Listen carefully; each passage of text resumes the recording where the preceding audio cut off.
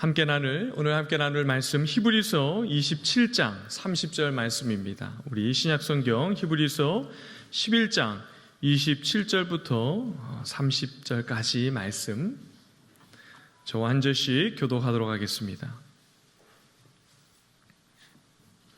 히브리서 11장 27절부터 30절까지 말씀입니다. 믿음으로 애굽을 떠나 왕의 노함을 무서워하지 아니하고 곧 보이지 아니하는 자를 보는 것 같이 하여 참았으며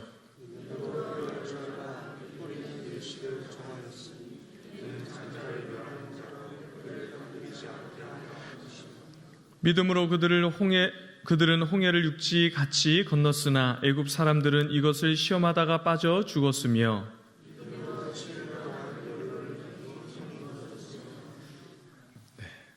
제가 같이 읽었어야 되는데 네, 감사합니다. 우리 앞뒤 좌우에 계신 분들과 이렇게 인사 나누었으면 좋겠습니다. 함께 기도하는 은혜 자리에 오신 여러분을 환영하고 축복합니다. 이렇게 인사했으면 좋겠습니다. 네, 오늘 비가 많이 내렸는데 그죠? 꼭 이렇게 갑자기 폭우가 이렇게 쏟아지는 그런 것들을 경험했는데요. 참 기후나 이런 변화들이 참 많이 변화가 되었구나 이런 생각을 하게 되는 오늘이었습니다. 여러분 이렇게 비가 많이 내리고 날씨가 이렇게 좋지 않은데도 함께 나와서 말씀을 듣고 기도하는 여러분들에게 하나님의 은혜가 풍성하기를 다시 한번 축복합니다. 여러분 오늘 우리가 살펴볼 믿음의 사람은 지난주에 이어 모세를 함께 살펴보게 됩니다. 성도 여러분, 본문에 보면 오늘 모세를 통해 믿음으로 삶을 살아가는 성도의 삶에 드러나는 모습이 무엇인지 보게 되는데요. 그것이 무엇입니까? 오늘 본문 말씀 27절 말씀을 다시 한번 함께 봉독하도록 하겠습니다. 시작. 믿음으로 애굽을 떠나 왕의 노함을 무서워하지 아니하고 곧 보이지 아니하는 자를 보는 것 같이 하여 참았으며 믿음으로 애굽을 떠나 왕의 노함을 무서워하지 아니하고 이렇게 말씀하고 있죠. 성도 여러분, 믿음으로 삶을 살아가는 성도의 모습에 어떠한 모습이 드러나게 되는 것이죠? 사람을 무서워하지 않게 되는 것이죠. 사람을 무서워하거나 두려워하지 않고 삶을 살아가게 되는 것이죠. 이것은 믿음으로 삶을 살아가는 성도의 모습에 있어서 굉장히 중요한 모습입니다. 여러분, 모세는 믿음으로 사람을 무서워하지 않습니다. 그런데 무엇을 무서워하거나 두려워하지 않는다 이렇게 말씀하고 있죠? 왕의 노함을 무서워하지 않습니다. 여러분, 성경은 그냥 왕을 두려워하지 않는다 이렇게 표현하지 않고 왕의 노함을 무서워하지 않는다라고 분명하게 말씀하고 있죠. 당시 왕은 신적인 존재로 여겨졌습니다. 절대 권력을 가지고 이 사람들의 생명을 쥐고 흔들 수 있었죠. 그러한 상황에서 왕이 분노하면 분노의 대상은 얼마나 두려워하고 무섭게 생각이 되겠습니까? 그런데 모세는 믿음으로 어떻게 하죠? 왕의 분노를 무서워하지 않습니다. 성도 여러분, 이 모세가 왕의 분노를 무서워하지 않았다라는 말의 의미가 무엇입니까? 여러분, 이 말이 그저 사람을 무시하거나 그 사람을 하찮게 여겼다라는 그러한 말이 아니죠. 그가 누구든지 심지어 온 나라에 그리고 제국을 통치하고 다스리는 절대 권력을 가지고 있었던 왕이라도 그 사람의 눈치를 보거나 두려워하지 않으면서 하나님의 말씀보다 그 사람의 마음에 맞추려는 그러한 일을 하지 않는다라는 의미가 담겨져 있는 것입니다. 사랑하는 성도 여러분, 오늘 모세에게서 발견되는 이 귀한 믿음의 모습이 여러분 누구에게서 먼저 나타나고 드러났습니까? 우리가 지난주에 살펴봤는데 그의 부모에게서 먼저 나타나고 드러났습니다. 여러분 히브리서 11장 23절 하반절에 보면 이렇게 말씀하고 있습니다. 그 부모가 왕의 명령을 무서워하지 아니하였다 이렇게 말씀하고 있죠.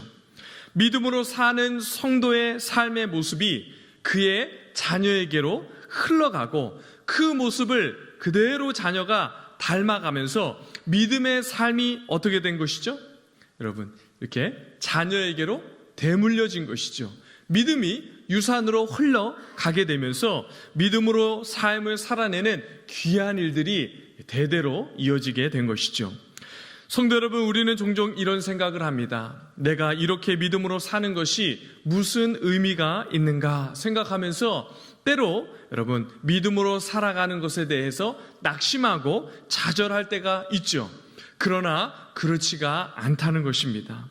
우리가 믿음으로 사는 모습은 우리로 끝나는 것이 아니라 우리의 자녀에게로 흘러가고 우리의 다음 세대에게로 이어져 내려가는 그러한 복된 일들로 드러나게 된다라고 성경은 우리에게 분명하게 말씀하고 있는 것이죠. 그러므로 믿음으로 사는 것에 낙심하거나 좌절하지 말고 끝까지 용기를 잃지 않고 믿음으로 살아가는 성도들 되시기를 간절히 바라고 축복합니다. 그런데 성도 여러분, 지금 모세가 믿음으로 애굽을 떠나 이렇게 이야기할 때 구체적으로 여러분 이 시기를 언제를 이야기하고 있는 것입니까? 여러분, 이 출애굽기에 보면 모세가 이 애굽을 떠나는 시기가 두 번 나오는데 먼저 모세가 애굽을 언제 떠나죠? 네, 출애굽기 2장 15절을 보면 이렇게 말씀하고 있습니다. 우리 함께 봉독하겠습니다. 시작. 바로가 이 일을 듣고 모세를 죽이고자 하여 찾는지라.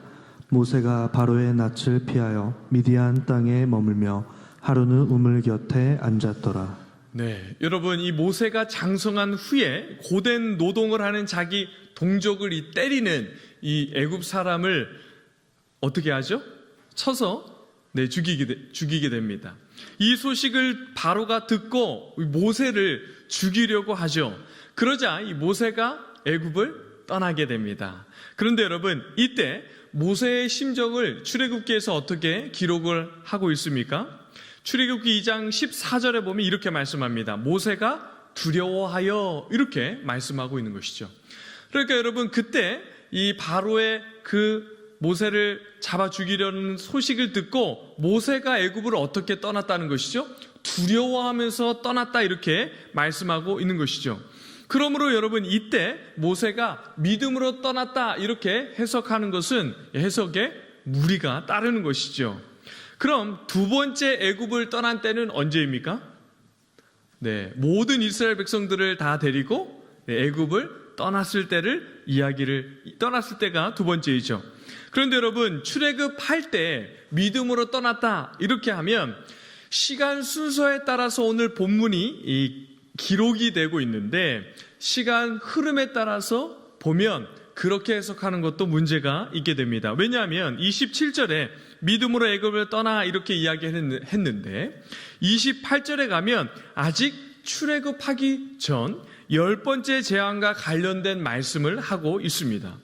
그러니까 여러분, 이 말씀을 두 번째 이스라엘 백성들을 데리고 다 떠날 때 믿음으로 떠났다 이렇게만 해석하는 것도 어렵다는 것을 우리가 알 수가 있는 것이죠.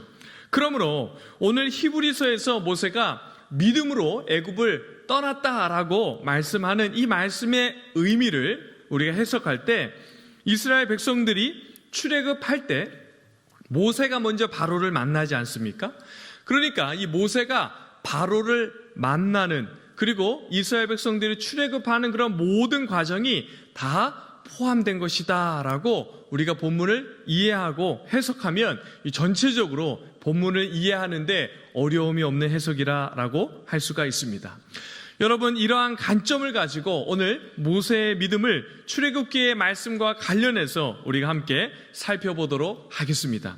여러분, 이 모세가 이 애굽의 왕 바로 앞에 서서 어떻게 합니까? 우리 출애굽기 5장 1절 말씀을 함께 봉독하도록 하겠습니다. 시작. 그 후에 모세와 아론이 바로에게 가서 이르되 이스라엘의 하나님 여호와께서 이렇게 말씀하시기를 내 백성을 보내라. 그러면 그들이 광야에서 내 앞에 절기를 지킬 것이니라 하셨나이다. 여러분, 그 절대 권력자인 바로를 두려워하지 않고 어떻게 하죠? 당당하게 그 앞에 서서 하나님의 말씀을 담대하게 전하는 것은 이 모세의 믿음과 용기가 얼마나 대단했는지 우리가 짐작해 볼 수 있는 대목입니다. 그러나 모세의 마음을 실제로 더 아프게 하고 그 믿음을 흔들리게 하는 주제는 이것만이 아니었을 것입니다. 또 어떤 것이 있었을까요? 여러분 생각해 보십시오.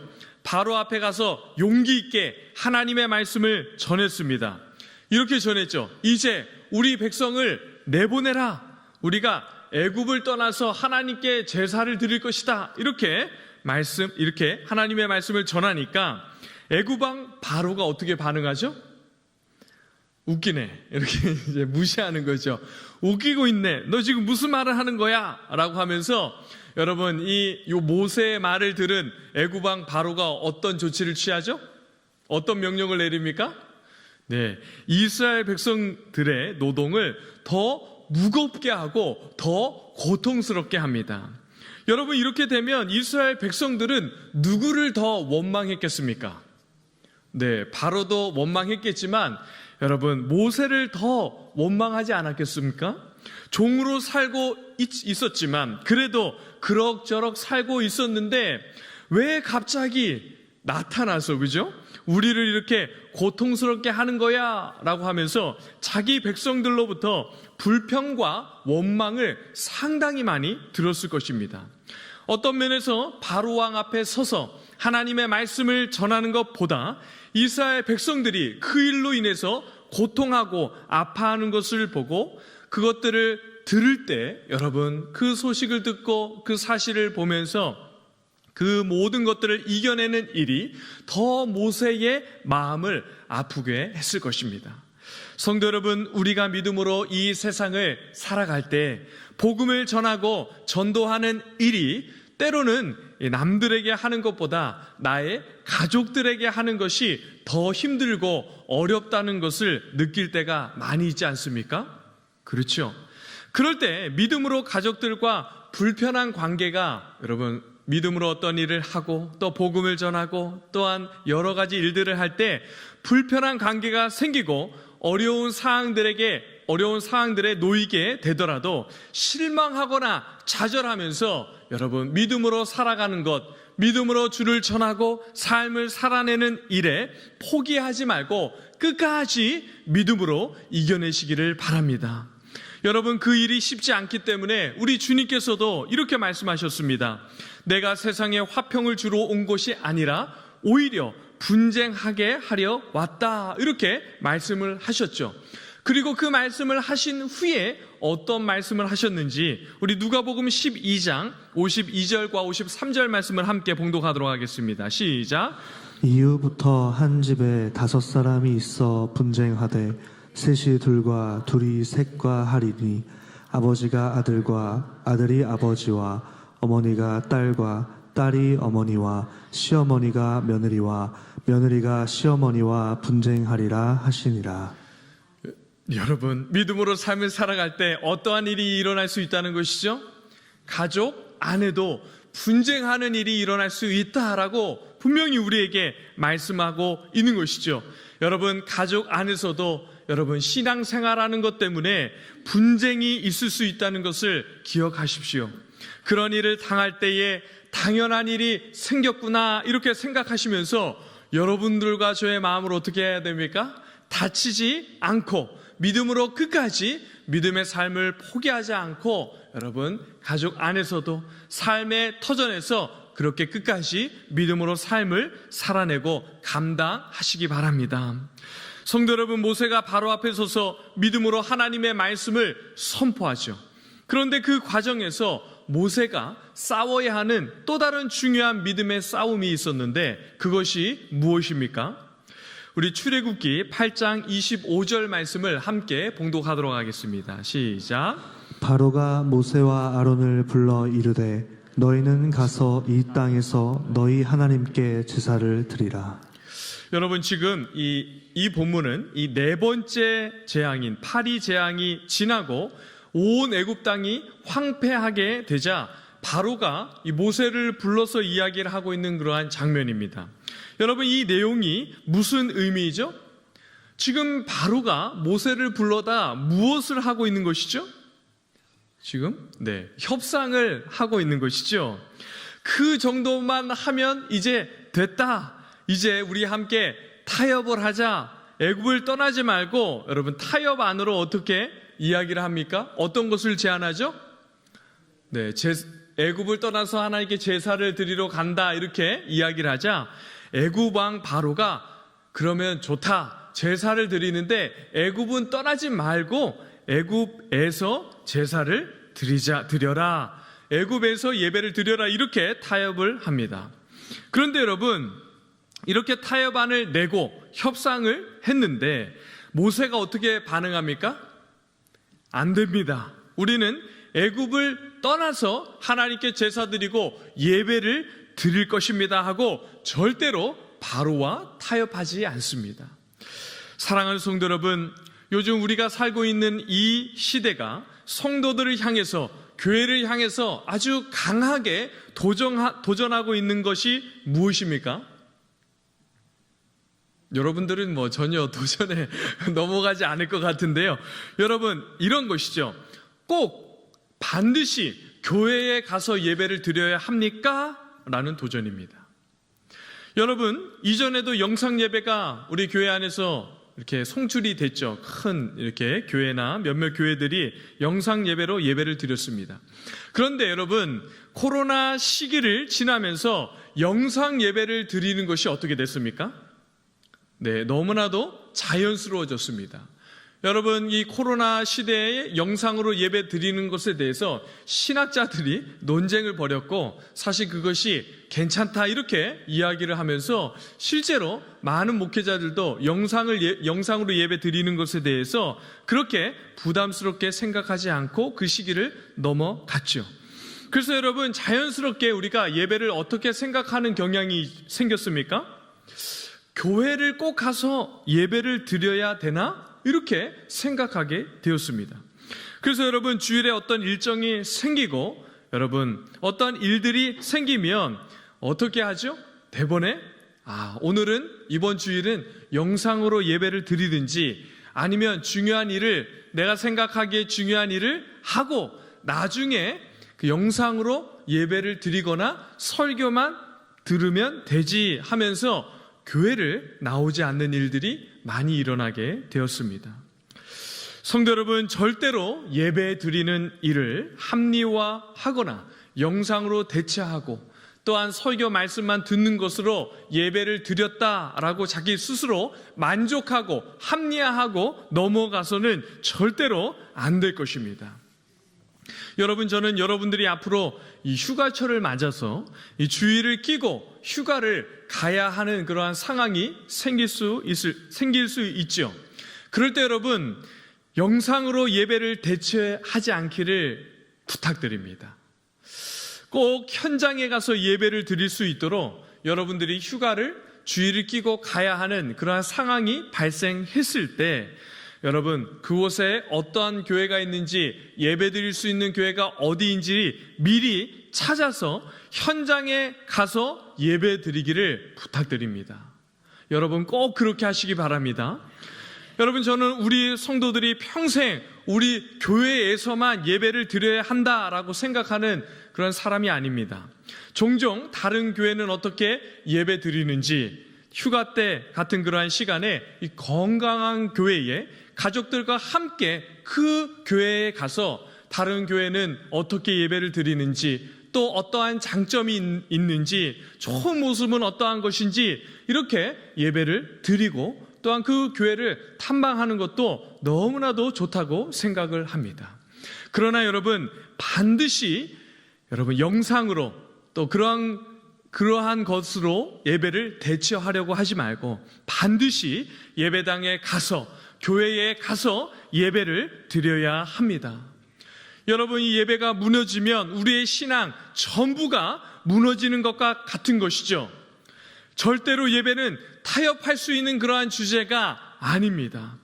성도 여러분, 이렇게 믿음과 신앙에 대해서 절박함이 점점 잃어가고 있고 상실되어 가고 있는 이러한 시대에 다시금 우리가 신앙을 지키고 믿음으로 삶을 살아가는데 여러분, 우리가 하나님께 드리는 이 예배, 절박한 마음을 가지고 예배와 또한 믿음을 지키고 신앙생활을 하는 것에 여러분 열심을 내고 정말 간절함을 가지고 그렇게 믿음 생활하기를 간절히 바라고 축복합니다. 성도 여러분, 이 모세는 바로가 끊임없이 분노하면서 타협하자라고 할 때 사람을 두려워하지 않고 믿음으로 나아갑니다. 그런데 그 믿음의 근거가 무엇이죠? 여러분, 이 바로가 타협하는 장면은 오늘 제가 또 있는데 많은 시간이 많이 걸릴 것 같아서 한 가지만 이야기했지만 여러분, 이 많은 계속해서 반복해서 이 바로가 타협을 하고자 했습니다. 그런데 모세는 그 타협과 그가 제시하는 것에 이렇게 쉽게 넘어가지 않고 끝까지 그 왕을 두려워하지 않고 믿음으로 나아가는데 그 모세의 믿음의 근거가 무엇인지 한번 보십시오. 우리 히브리서 11장 27절 말씀 하반절을 우리 집중해서 눈여겨보시면서 다시 한번 봉독하도록 하겠습니다. 시작. 믿음으로 애굽을 떠나 왕의 노함을 무서워하지 아니하고 곧 보이지 아니하는 자를 보는 것 같이 하여 참았으며. 여러분, 믿음으로 모세가 어떻게 했다는 것이죠? 보이지 아니하는 하나님을 보이는 것 같이 믿음을 사용해서 하나님을 신뢰하고 의지하면서 그 하나님께서 주신 그 말씀 그대로 믿고 믿음의 선택을 하며 나아갔다라는 것을 볼 수가 있는 것이죠. 사랑하는 성도 여러분, 우리가 살아가는 세상은 끊임없이 우리를 협박하고 위협하면서 우리가 세상에 맞추어 삶을 살아가도록 타협하기를 요구하는 곳입니다. 이러한 세상을 살아갈 때 믿음으로 보이지 않는 하나님을 보이는 것처럼 여기고 그 하나님을 믿고 신뢰하고 의지하면서 사람을 두려워하지 않고 믿음으로 삶을 살아내는 성도 여러분 되시기를 간절히 바랍니다. 여러분과 저는 사람의 종이 아니죠. 우리에게는 주인이신 하나님이 계십니다. 또한 우리는 믿고 섬기고 따라야 할 왕이 계신데 그 왕이 누구입니까? 바로 하나님 아버지이죠. 하나님밖에 없습니다.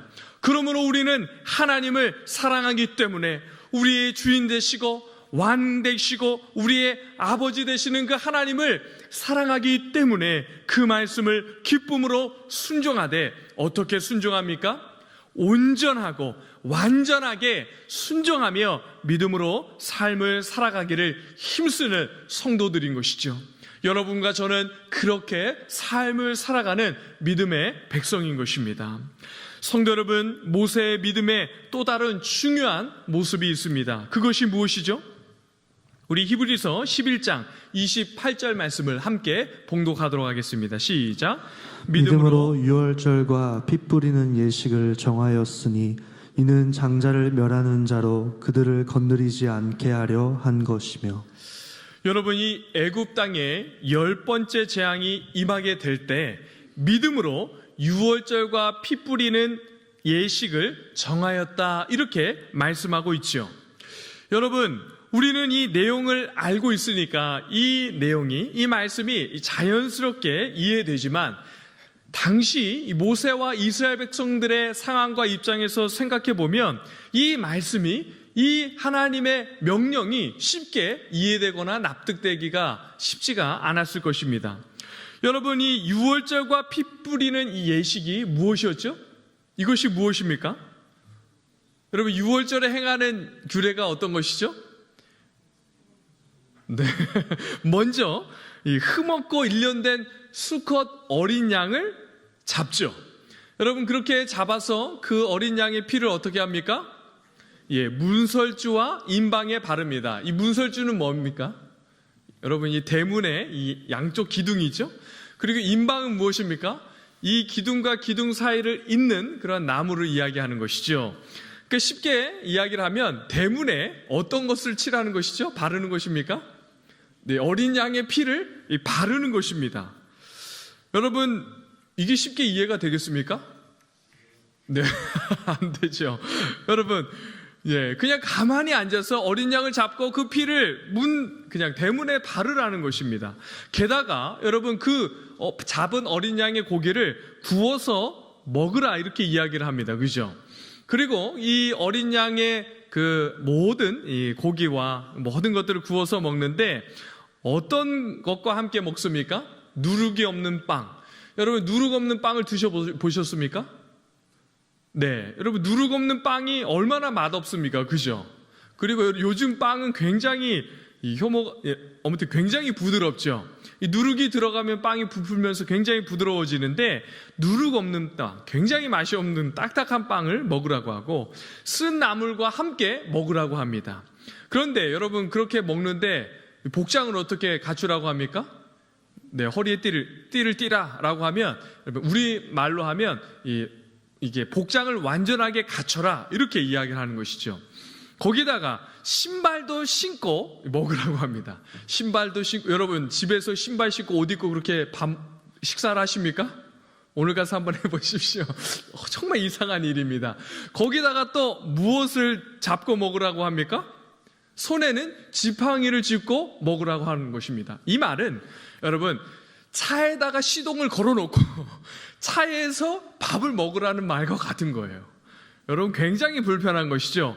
근데 그렇게 밥을 먹는데 어떻게 먹으라고 합니까? 급하게 먹으라고 합니다. 급하게. 참 하나님도 참 그러니까 여러분 이게 무슨 말이죠? 지금 애굽을 너희가 떠나게 될 텐데 언제 어느 순간 떠나게 될지 모르니까 언제든지 떠날 모든 준비를 마친 상태로 음식을 먹고 준비를 하고 있으라 라는 이러한 말씀인 것이죠. 여러분 이스라엘 백성들의 상황에서 이것이 믿어지겠습니까?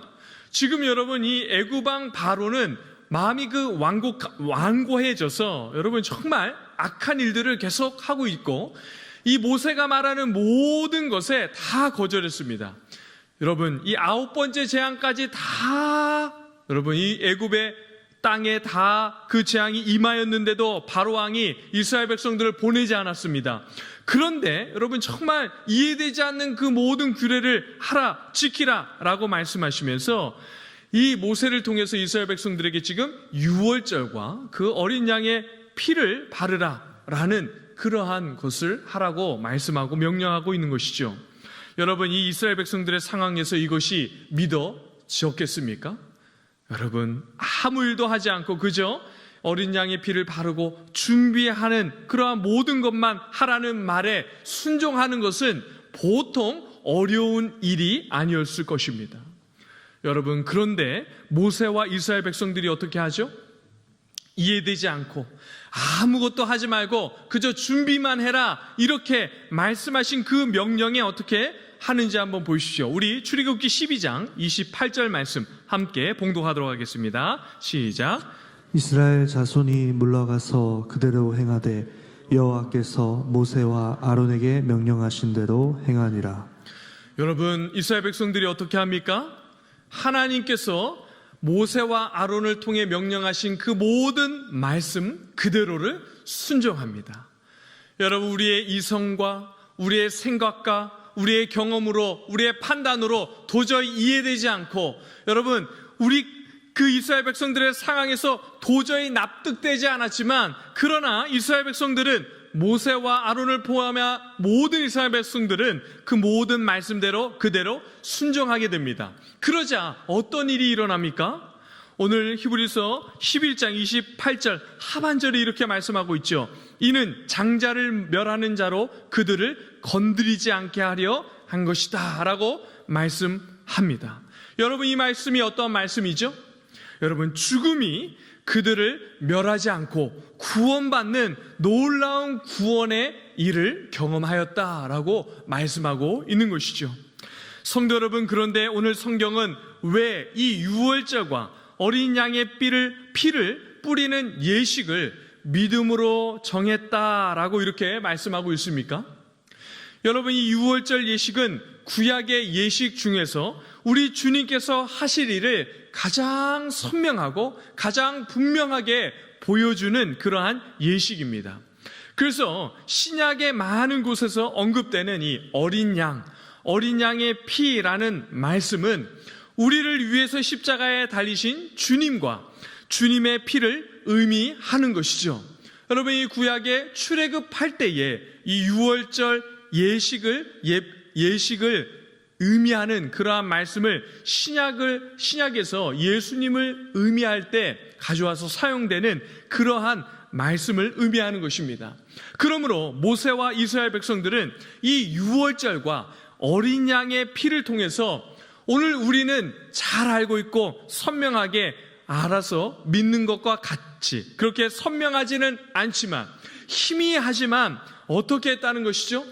당신의 백성을 구원하실 그 하나님의 어린 양이신 예수를, 구원자 되신 그 메시아를 어렴풋하지만 희미하지만 그 구원자를 믿고 그 메시아를 믿고 의지했다라고 말씀하고 있는 것이죠. 성도 여러분, 오직 우리를 구원하실 분은 하나님의 어린 양 되시는 예수 그리스도밖에 없습니다.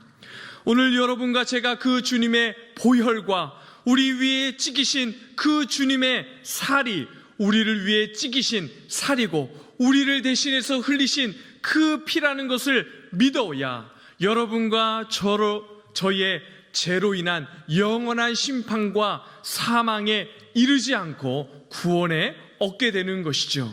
사랑하는 성도 여러분, 우리를 구원에 이르게 하는 것은 보이지 않는 사람의 어떠함이나 보이는 사람의 어떠함이나 그 보이는 사람에 의한 것이 아니라 보이지 않는 하나님이 우리를 구원에 이르게 하는 분이십니다. 사람을 두려워하지 말고 믿음으로 이 세상을 살아가면서 하나님께서 우리를 위해 보내신 아들이신 예수 그리스도를 믿음으로 주를 의지하고 붙들며 믿음으로 살아가는 여러분과 제가 되기를 간절히 바라고 축복합니다.